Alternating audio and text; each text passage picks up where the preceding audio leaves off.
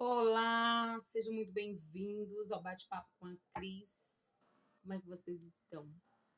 Eu espero que vocês estejam bem, maravilhosamente bem. Eu também estou bem, graças a Deus.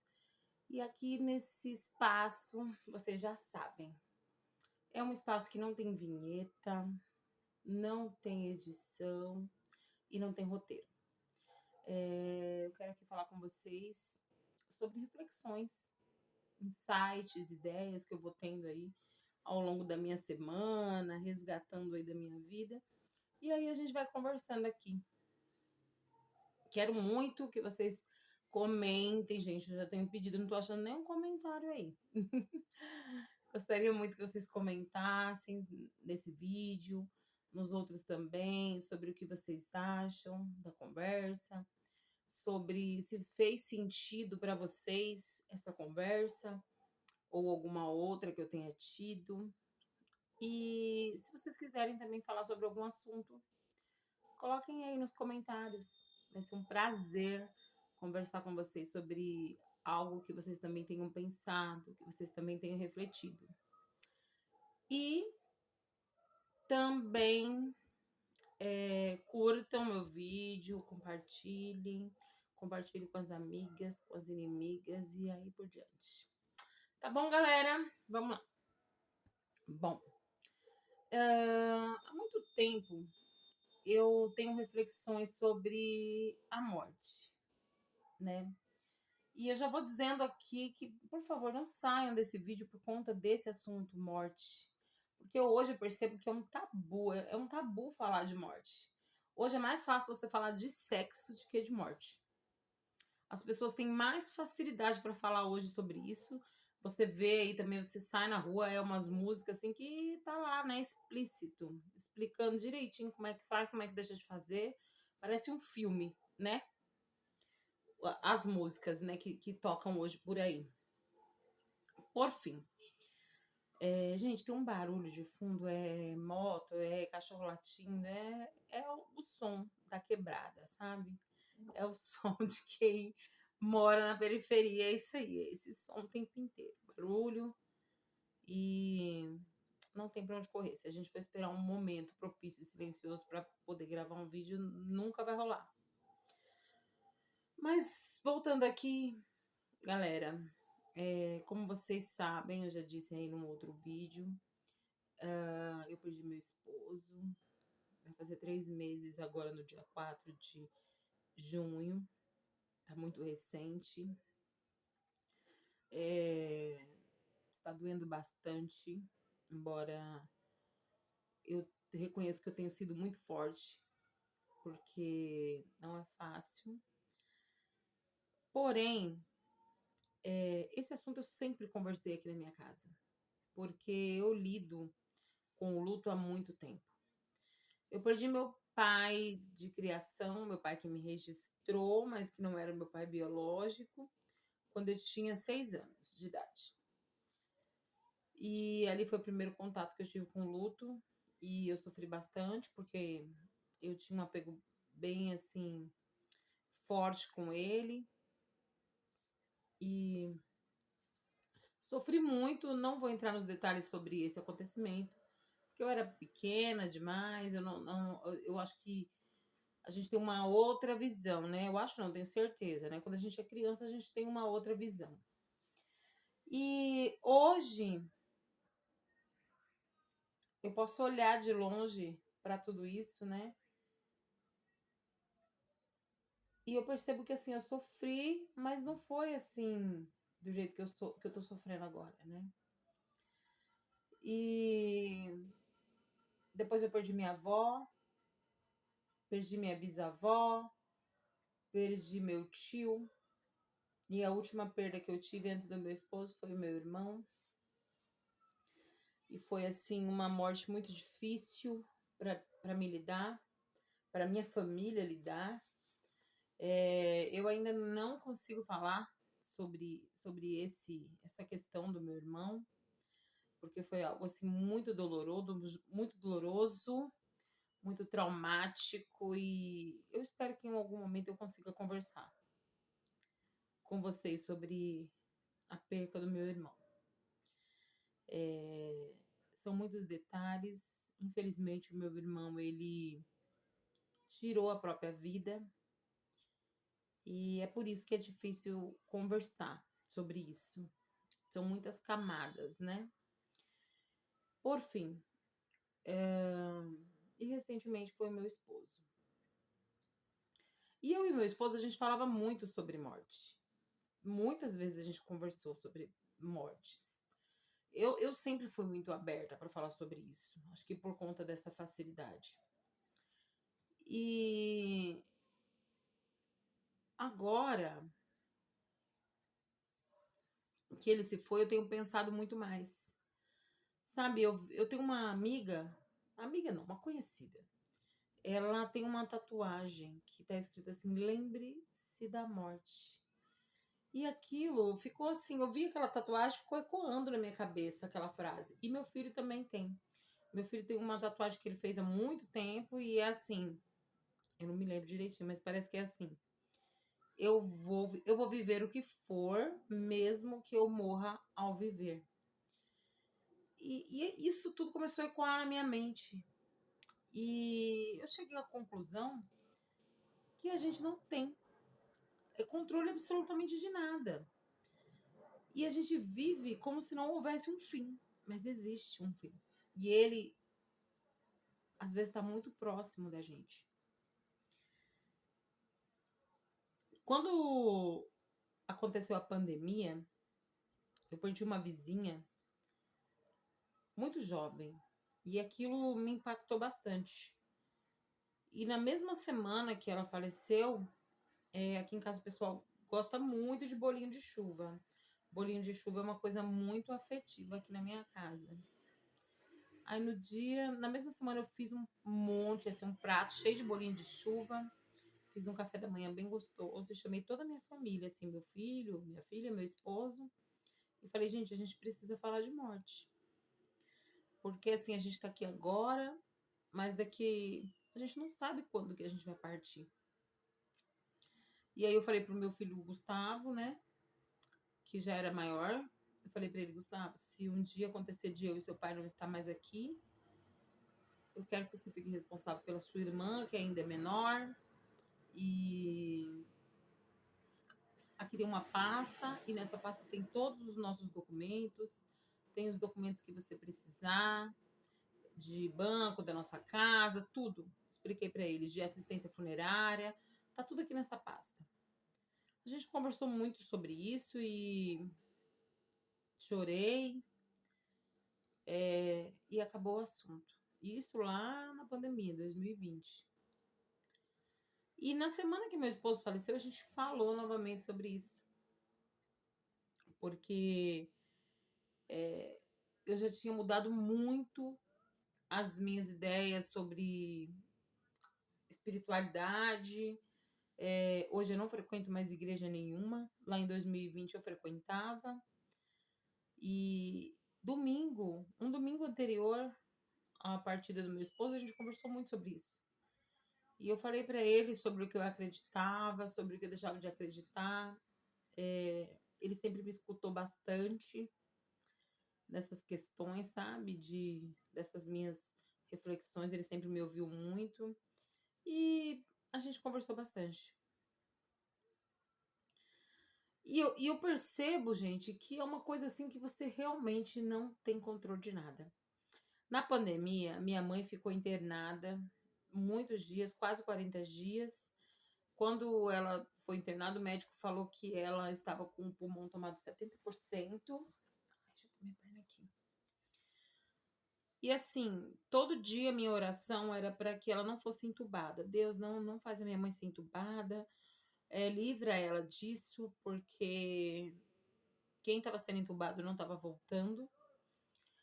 E assim, foi muito desgastante. Minha mãe ficou 40 dias lá e minha mãe voltou bem, maravilhosamente bem.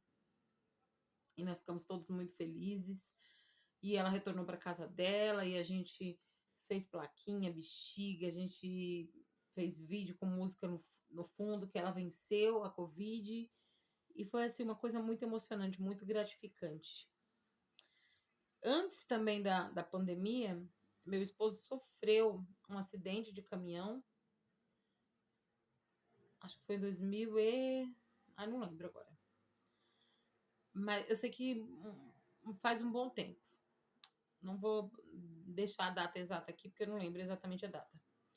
Mas o meu esposo sofreu também um acidente de caminhão muito antes da pandemia. E esse acidente de caminhão, nosso caminhão não deu mais para ser recuperado, não tinha seguro, a gente não tinha condição de consertar. Não dava para consertar também, porque se perdeu muita coisa. E meu esposo voltou para casa apenas com uma lesão na clavícula. Ele fez uma cirurgia e ficou tudo bem.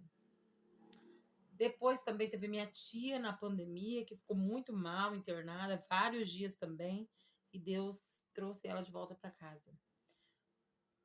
Como várias outras pessoas. Eu tive o meu tio também, recentemente internado, ano passado. Ficou ruim demais, demais, vários dias. Os médicos também não estavam dando muita esperança. Ele não se cuida. Ficou internado alguns dias, mas quando voltou, ele possui uma doença, assim, mental, né? E isso atrapalha muito, assim, a vida dele, no sentido de que ele não se medica, não toma os medicamentos que ele tem que tomar, e aí fica na rua, toma chuva, toma sol, não coloca blusa de frio, não se alimenta direito, e ainda assim ele voltou para casa muito bem. Enquanto outras pessoas, igual essa semana teve um amigo meu que estudou comigo, da minha idade, de 42 anos, que se sentiu mal, foi socorrido pelo SAMU e teve algumas paradas cardíacas e infelizmente não voltou. Na escola que eu estava trabalhando pela manhã, agora eu só estou em uma escola, mas eu estava em duas escolas, até o mês de abril, o início de maio. Um menininho de 2 anos foi internado e faleceu com pneumonia. Então, assim, eu percebo que tem pessoas que ficam vários dias internadas, doentes, volta para casa, outros partem depois de longos dias internado, e tem gente que vai embora igual meu esposo foi, no fim de um dia comum. Conheço pessoas que foram alvejadas e voltaram para casa. Ficaram dias lá internado e voltaram para casa. Então, assim, eu percebo que isso é uma coisa que a gente não tem controle. No mesmo tempo que eu tô falando com vocês aqui agora, de repente eu posso não estar mais. Então, assim, isso me lembra daquela música, né, do Renato Russo, né, que ele fala assim que nós devemos amar as pessoas como se não houvesse amanhã, porque na verdade não há. E é isso. Então, hoje eu entendo que é necessário que a gente faça tudo que a gente precisa fazer hoje. Não existe um outro tempo que não seja hoje. Amanhã é amanhã, ontem foi ontem. Ontem já não existe e amanhã a gente não sabe. Não sabe, o amanhã também não existe, né? A gente só tem certeza do hoje. Então, tudo que a gente tiver que fazer vai ter que ser hoje. Não existe outro tempo que não seja o hoje. Amanhã é lucro. Amanhã é um bônus, sabe? E nossa, gente, tô falando tudo errado hoje. Gente, olha, eu não falo errado assim, não. É porque a gente fica nervosa. Olha aí, tá vendo? A gente fica nervosa quando a gente tá na frente da câmera. Eu vou até tomar um chocolate quente. Gente, aqui tá frio. Um frio, vocês não têm noção. Então, deixa eu tirar aqui esses negócios, gente. Peraí que tá me atrapalhando, tá vendo uma sombra aqui. Então eu percebo, gente, eu cheguei à conclusão de que todo mundo tem um dia para partir. Isso não nos isenta de cuidar da nossa saúde, de tomar nossos medicamentos certinho. Nós temos que fazer tudo isso, nós temos que fazer a nossa parte no hoje, né? Mas, independente de tudo isso, não dá para saber a hora que a gente vai. Meu marido falava uma coisa que é muito interessante, e hoje eu percebo que é uma pura verdade. Ele falava assim: olha, para morrer basta estar vivo. Então, assim, morrer é uma coisa da vida. Quem tá vivo vai morrer. Isso é sobre tudo. É sobre as plantas, é sobre os animais, é sobre a natureza, né? A gente sabe que árvores nascem, morrem, planetas deixam de existir, estrelas, né? Também tem o seu ciclo. E é isso. E o que é interessante é que nós somos os únicos seres que têm consciência de que vai morrer. Nós somos o homem sapiens sapiens, né? É a nossa espécie. E sapiens sapiens quer dizer sabe que sabe. Nós somos o homem que sabe que sabe. Então, nós somos o homem que sabe que vai morrer. Então, isso é uma coisa que é triste. A gente fica angustiado com isso. Na verdade, essa angústia que a gente sente, às vezes, essa ansiedade, talvez venha desse lugar, da gente saber que somos finitos e que tudo vai acabar em algum momento. Aí vem algumas teorias, algumas coisas que ficam dizendo que o mundo vai acabar, algumas religiões, algumas linhas de pensamento. Mas no fim, eu acredito de verdade. Olha, quem já assistiu o filme Rei Leão, tem uma parte que o Simba sofre lá pela ausência do pai dele, né? E o pai dele aparece e começa a conversar com ele. E eu lembro que o Mufasa ele fala do ciclo sem fim. O Mufasa fala assim que o leão come o antílope e o antílope come a grama. E aí o leão morre e vira a grama, né? Então é tipo assim, ó, é um correndo atrás do outro, é um ciclo vicioso. É aquele velho ditado que antigamente as pessoas falavam: um dia é um dia da caça, outro dia é o dia do caçador. É um ciclo sem fim, as coisas vão se repetindo. Então, o que eu quero falar para vocês é isso. Nós não vamos levar nada dessa vida, nada. Então a gente precisa se desapegar, ficar correndo atrás, guardando dinheiro, aquele desespero. Eu falo hoje, a gente pode fazer, você pode guardar um pouquinho hoje, guarda. Mas não deixe de viver. Não deixe de curtir sua família por causa de trabalho. Não deixe de passear. Não deixe de viver experiências. Para às vezes possuir coisas que ninguém tá nem aí, ninguém liga, gente, ninguém liga. Se você usar um relógio caro, um celular caro, ninguém liga. Ninguém liga. As pessoas podem até olhar, oh, legal, você conseguiu, você fez, mas ninguém liga. No fim, tá todo mundo correndo atrás do seu. E a reflexão que eu tinha hoje era essa. A gente não tem controle de nada, a gente não sabe o tempo que a gente tem aqui, se é uma hora, se é um dia, se é um mês, mas a gente tem que organizar as coisas. A gente tem que fazer como eu disse que fiz aquele dia. Tanto que meu esposo se foi e eu não tive muita dificuldade para fazer as coisas, porque ele sempre foi muito organizado com isso.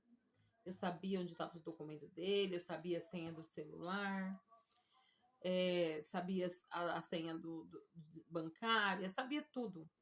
Então isso facilitou demais a minha vida. Então eu sugiro que vocês também façam isso. Tenha aí uma pessoa de confiança, um lugar de confiança para deixar organizada esse tipo de coisa. Porque, infelizmente, nós precisamos pensar sobre isso. Não é fácil, porque a gente ama demais, a gente não quer desapegar, mas é isso. E é por isso que a gente tem encontros, é por isso que a gente comemora aniversário, é por isso que a gente promove almoços e tardes de cafés da manhã. Porque se a gente soubesse que ia durar para sempre, a gente não ia fazer essas coisas. Ah, todo dia. Ah, a Cristiane tá ali todo dia ela tá ali. Pra que que eu vou lá ver ela? Pra que que eu vou mandar uma mensagem? E infelizmente não é assim. Infelizmente, tudo tem um fim, né? E eu queria falar com vocês isso, gente. Uma outra coisa que eu queria falar muito com vocês hoje, que eu tenho pensado também, é que assim, eu fui procurar uma foto esses dias minha com os meus filhos e eu não achei. Aí eu falei assim, nossa, mas meu marido tinha tanto vídeo com meus filhos, tanta foto, por que que eu não tenho? E aí eu percebi que é porque eu sempre estou por trás. Eu tô gravando o vídeo, eu tô tirando a fotografia, eu tô chamando para fazer. E é por isso que eu não tenho, porque eu tô sempre ali meio que nos bastidores. E aí me levou uma outra coisa. Por exemplo, esse ano foi o primeiro dia das mães que eu não fiz nada na minha casa. Ano passado eu fiz um café da manhã para poder deixar minha mãe livre para sair depois, fazer o que ela quisesse, porque às vezes ela quer sair com o esposo dela, né? Com os meus afilhados que são filhos dela. E às vezes a gente fica também ali preso, tipo, ah, preciso almoçar com fulano de tal, preciso fazer com fulano de tal, quando eu queria fazer outra coisa. Mas eu acho importante a gente estar junto, né? E aí eu falei, não, vou fazer um café da manhã, todo mundo toma um café da manhã e depois todo mundo vai fazer o que quiser. Mas esse ano não. Esse ano eu falei assim, olha, eu não vou ficar presa a dogmas que a gente mesmo cria, tem que ter, tem que fazer, não. As pessoas têm que ser livres. As pessoas também têm que querer estar com a gente, né? Então eu não quis planejar nada nesse Dia das Mães. Decidi que também não vou planejar Natal, Ano Novo, mais nada. Eu sempre planejei, eu sempre fiz muita questão de fazer alguma coisa aqui na minha casa, no Natal, no Ano Novo. Esse ano meu esposo não vai estar e ele era assim meu braço direito para poder organizar tudo isso. Então eu já decidi de antemão. Não sei como vai ser amanhã, mas eu já decidi de antemão que eu não farei mais nada. E aí, essa minha decisão chega a um outro ponto da conversa, que é o seguinte: gente, valoriza quando as pessoas fizerem as coisas e te incluir. Valorize enquanto tem desejo de fazer as coisas, sabe? Se alguém fez um café da tarde, igual a minha tia que sempre faz aqui na frente, um cafezinho da tarde, e chama a gente, vai lá tomar esse café da tarde, leva alguma coisa, sabe? Por educação e por, como é que eu posso falar? Com cuidado, com carinho com quem tá te convidando. Sabe? A pessoa fez um café da tarde, leva um suco, um biscoito, um requeijão, sei lá. Tem esse cuidado. Ah, mas a pessoa não tá pedindo nada. Mas tenha você, gente, esse cuidado, esse mimo. Mostra que você também se importou. Sabe, a pessoa fez um almoço na casa dela, te convidou, você passou a tarde inteira lá, se divertiu, riu, brincou. Lava uma louça. Sabe, lava uma louça. Às vezes as pessoas tá sobrecarregada, sabe? Porque festa é assim, ó, você prepara a casa todinha antes, você fica ali servindo, organizando, deixando tudo certo durante, e depois sobra tudo aquilo para você organizar novamente. É muito trabalho. É trabalho, é dinheiro, é muita coisa envolvida, gente. E às vezes as pessoas vêm, usufrui de tudo que você preparou, vai embora, sabe? Tipo assim, não lava uma louça pra você. Ai, nossa, mas eu pedi pra lavar a louça, você falou que não precisava. Eu mesmo sou assim. Se você falar assim, ai, quer que eu lave a louça? Eu vou dizer não. Eu vou dizer não. Mas faz mesmo assim. Porque é legal, a pessoa fica feliz, a pessoa quer você de volta. Fala, nossa, eu vou chamar fulano, porque fulano, quando vem aqui, sempre me dá uma força. Sabe? Me ajuda a lavar uma louça, né? Dá uma limpadinha ali na mesa. Coisa que você faz na tua casa todo dia, você sabe como faz. Porque tem gente que fala, ah, não sei fazer nada na casa dos outros. Não, você sabe. Você não faz porque você não quer. Porque você não quer, você não faz. Porque você faz na tua, porque você não faz na do outro. Você entendeu? É tipo assim, sabe? Se preocupa com a pessoa tá dando o tempo dela, porque esse tempo que ela tá te dedicando a te receber, a fazer alguma coisa pra você, ela poderia estar gastando com ela poderia estar fazendo uma unha, fazendo um cabelo, assistindo um programa de televisão. Mas não, ela pensou em você. Ela pensou, nossa, eu quero que fulana venha na minha casa. E isso é um dos motivos que as pessoas estão fechando as portas hoje em dia. Tem gente que fala, não suporta receber visita. Não é que ela não suporta receber visita. É porque às vezes a pessoa vai na casa dela para olhar a vida dela, o que ela tem, o que ela deixou de ter, para ficar comparando a vida dela com outro. Aí não traz um agrado, tipo assim, um refrigerante. Eu não tô dizendo que precisa, gente. Às vezes as pessoas não precisam. Mas é um carinho, é uma educação, entendeu? Ai, eu me preocupei. Eu tô sempre lá. Sabe, porque eu sou assim, minha mãe me chama pra almoçar na casa dela, eu sempre, quando eu fui, eu levei um refrigerante, um sorvete, termino de almoçar, eu lavo a louça que tá ali na pia, depois eu vou embora, vou viver minha vida, mas eu tenho essa preocupação, porque eu acho que, assim, a pessoa se preocupou, se dispôs, então às vezes as pessoas estão fechando as portas das suas casas por isso. Porque sempre tem alguém sobrecarregado por trás. As ceias de Natal, gente, aquele tanto de prato, aquele tanto de mesa, toalha, limpeza. É muita coisa, gente. É muita coisa. Aí fala, ai, mas cada um traz um prato. Sim, cada um traz um prato. Mas e depois? É difícil. Então valorize enquanto as pessoas estão querendo fazer alguma coisa, porque o dia que elas não quiser fazer mais, vai ficar só a saudade. Você vai ficar só na sua cabeça, na sua. Nossa, era tão bom, a gente se divertia. Mas você não valorizava. Então, se preocupe com isso. Olha, meu esposo mesmo. Gente, que saudade. Não vou chorar. Ah, que saudade. Ele fazia churrasco assim, maravilhoso. Maravilhoso. A gente ficava ali em roda dele, fazendo. Não é mais igual. Eu não tenho mais ele para fazer. A minha avó, gente, minha avó fazia um peixe. Eu não curto, eu não como muito peixe assim, desse que eles faziam, sabe? Cheio de espinho e tal. Corvina, um peixe que ela gostava. E ela fazia com coentro, sabe? Um negócio cheiroso, assim, todo mundo gostava, todo mundo comia. Não tem mais, ninguém mais aqui faz. Então, sim, valoriza o que as pessoas fazem para você, porque as pessoas, elas são, sim, substituídas por outras. Mas às vezes não vai ter a mesma qualidade, não vai ter o mesmo. Não vai ter a essência daquela pessoa. As pessoas se vão e elas levam tudo de bom que tem com elas. E a gente fica só com a saudade. Só com a saudade. Então, valoriza quando as pessoas te convidar. Vai lá, fica junto. Dá uma atenção. Se preocupa de antemão. Olha, eu vou te convidar para vir na minha casa sábado. Não pergunta, quer que eu leve alguma coisa? Leva, sem perguntar. Sabe? Tem essa preocupação. Terminou lá, olha, eu vou lavar essa louça aqui pra você, pra te ajudar. Não, não quero, vou sim, eu faço questão.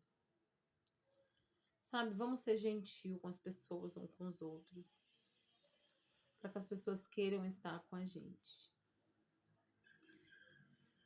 Ai, gente, é muita coisa assim, sabe? Que eu pensei. Eu sei que às vezes não são palavras assim doces, né? A gente quer conversar coisa legal às vezes, mas às vezes conversas duras são difíceis. Tá bom, galera? Gente, muito obrigada para você que me ouviu até aqui. Espero que alguma coisa de tudo que eu disse tenha feito sentido para vocês. Deus abençoe. Beijo. Tenha uma ótima semana, um ótimo dia, um ótimo mês. Beijo.